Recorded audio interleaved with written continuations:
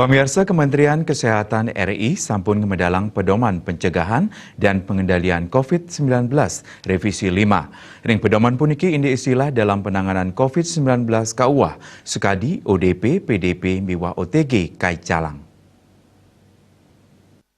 Nampenin pedoman inucap gugus tugas percepatan penanganan COVID-19 Buleleng raris ngelaksana yang rapat antuk melik bagang indik pedoman saking Kementerian Kesehatan.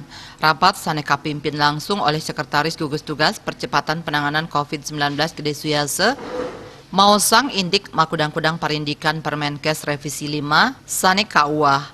Istilah PDP miwah ODP KUA dados kasus konfirmasi dengan gejala utawi simptomatik miwah kasus konfirmasi tanpa gejala utawi asimptomatik.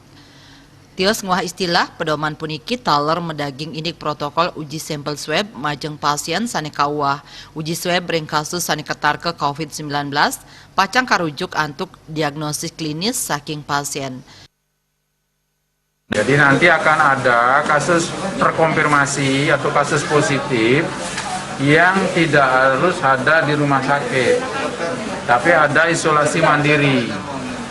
Ya, isolasi mandiri ini kalau bahasanya sih di rumah, tapi provinsi lewat suratnya tanggal 17 yang kita terima kemarin itu agar dilakukan isolasi di tempat isolasi provinsi, bukan di rumah sakit, tapi ya. Kemudian termasuk hari dan tidak ada melakukan swab PCR. Ini baru. Kemudian yang lakukan PCR hanya mereka yang positif dengan gejala berat. Kasus terkonfirmasi sane nenten nyihna yang gejala wiadin gejala ringan, nenten malih kerawat ring rumah sakit nanging wantah isolasi mandiri. Suyase mastikayang protokol sane anyar puniki sidenas panincapan kasus. Sangkaning kuentenan protokol miwah pedoman kasusun langsung oleh sang sanewaged utawi para ahli sane katetapang oleh Kemenkes. Komang Yuda, Bali TV.